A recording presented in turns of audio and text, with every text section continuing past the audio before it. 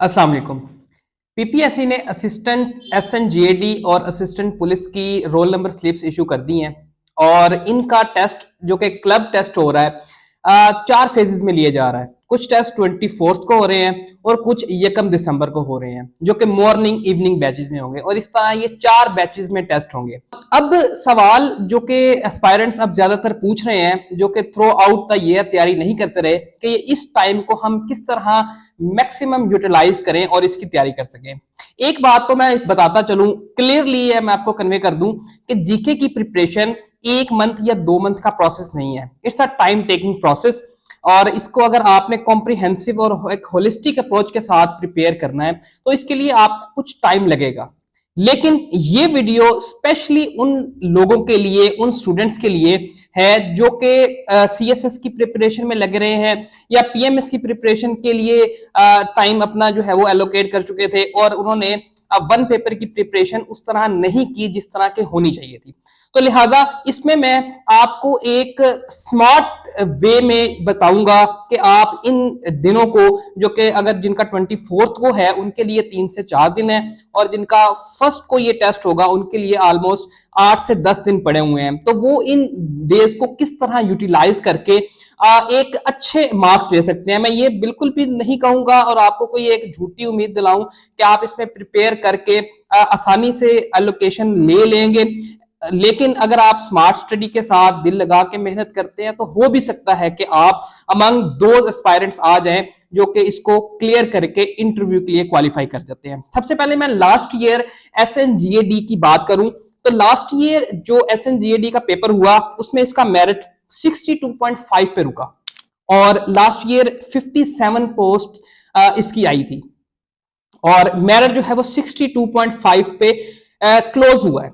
तो इस साल जो सीट्स हैं वो टोटल 108 हैं और जो एप्लीकेंट्स हैं उनकी तादाद 1 लाख क्रॉस कर चुकी है। सो जो मेरिट को एक्सपेक्ट किया जा रहा है वो 70 प्लस होगा, राउंड अबाउट 70 मेरिट जो है वो एक्सपेक्ट कर रहे हैं, यानी इतना आपका स्कोर होगा तो आप इंटरव्यू के लिए बुलाए जाएंगे और इसके बाद आपकी फाइनल एलोकेशन होगी। तो इस वीडियो में हम बात करते हैं कि अब आप किस तरह इन डेज को मैक्सिमम यूटिलाइज करें और प्रिपेयर कर सकें एसएनजीएडी के लिए और असिस्टेंट के लिए।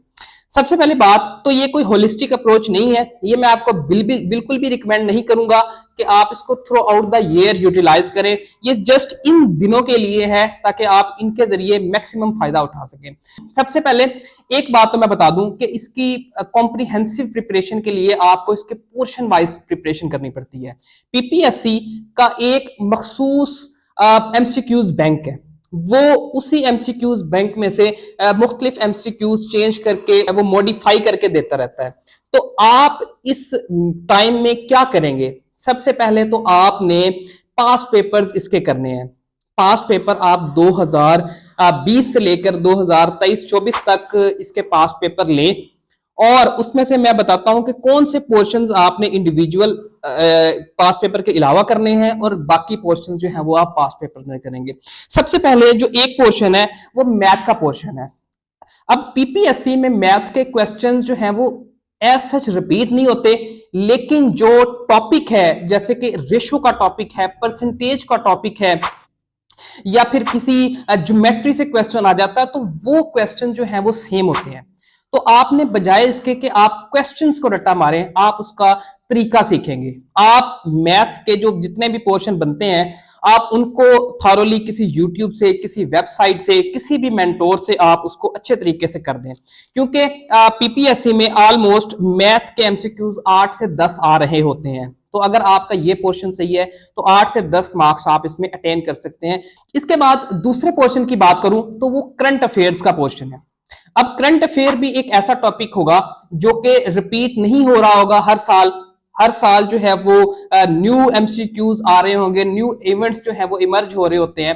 तो आपने करंट अफेयर का टॉपिक्स जो है वो अलग से प्रिपेयर करना है, ये पास्ट पेपर वाला नहीं करना। अब आप वो कहां से कर सकते हैं? इसके लिए आप न्यूज़पेपर पढ़ें, डॉन पढ़ लें, ट्रिब्यून पढ़ लें। अगर वो आप नहीं पढ़ सकते, इतना टाइम आपके पास नहीं है, तो फिर आप पाक एमसीक्यूज के ऊपर जाके करंट अफेयर्स के पोर्शन में नेशनल और इंटरनेशनल यानी पाकिस्तान का और इंटरनेशनली जो कुछ भी हो रहा है उसके आप करंट अफेयर्स करके जाइए। ऑलमोस्ट पिछले 5 से 6 मंथ्स का करंट अफेयर आपने प्रिपेयर कर लेना है। इसके बाद थर्ड पोर्शन जो कि आपने अलग से प्रिपेयर करना है वो इंग्लिश का पोर्शन होगा। इंग्लिश का पोर्शन पीपीएससी में 13 से 15 नंबर का आ रहा होता है। 13 से 15 एमसीक्यूज इंग्लिश के आ रहे होते हैं और इसमें वैरायटी ऑफ एमसीक्यूज होते हैं, सिनोनिम्स, एंटोनिम्स। अब सिनोनिम एंटोनिम्स तो इस लिटिल टाइम में आप नहीं कर सकते, तो इस पे आप अपना टाइम वेस्ट मत कीजिए। जो चीजें आपने करनी है वो है ग्रामर। आपने ग्रामर और उसका स्ट्रक्चर, टेंस स्ट्रक्चर को देखना है।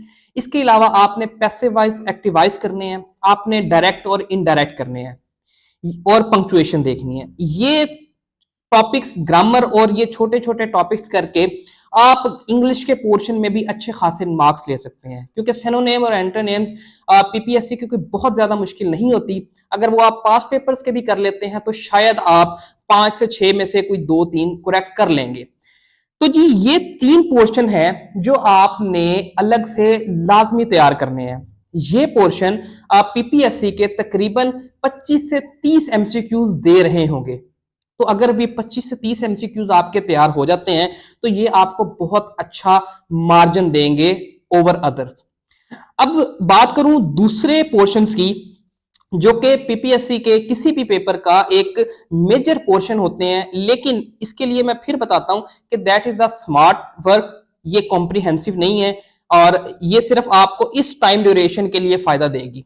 उसके लिए जो पोर्शंस होते हैं वो जीके, जनरल नॉलेज और ज्योग्राफी के होते हैं, यानी किसी भी कंट्री का कैपिटल पूछ लेते हैं, किसी भी कोई लोकेशंस के बारे में पूछ लेते हैं। तो ये तकरीबन 15 से 18 एमसीक्यूज आ रहे होते हैं। इसके अलावा पाकिस्तान स्टडीज का पोर्शन एक लेंथी पोर्शन है। आपको पूरी हिस्ट्री करनी पड़ती है 712 से लेकर पाकिस्तान बनने तक, पाकिस्तान बनने के बाद कॉन्स्टिट्यूशनल हिस्ट्री और फिर कंटेम्प्रेरी इश्यूज। ये सब एक अच्छा खासा टाइम टेकिंग प्रोसेस है, लेकिन मैं आपको अभी रिकमेंड बिल्कुल नहीं करूंगा कि अगर आपने प्रिपेयर पहले ये नहीं किया हुआ तो अब आप इस पर टाइम लगाएं। तो आपने ये भी पास पेपर से करना है। ये तकरीबन 12 से 17 एमसीक्यूज पाकिस्तान स्टडीज के पोर्शन में से आ रहा होता है। इसके बाद उर्दू का पोर्शन आता है। उर्दू में एमसीक्यूज रिपीट हो रहे होते हैं। एमसीक्यूज मोस्टली वही आते हैं जो कि पिछले 2 से 3 सालों में जितने भी पेपर हुए हैं उसमें आए हैं। तो उर्दू के लिए आपको परेशान होने की जरूरत नहीं है। जो भी पास पेपर में से उर्दू के एमसीक्यूज हैं उसको अच्छे तरीके से कर लीजिए।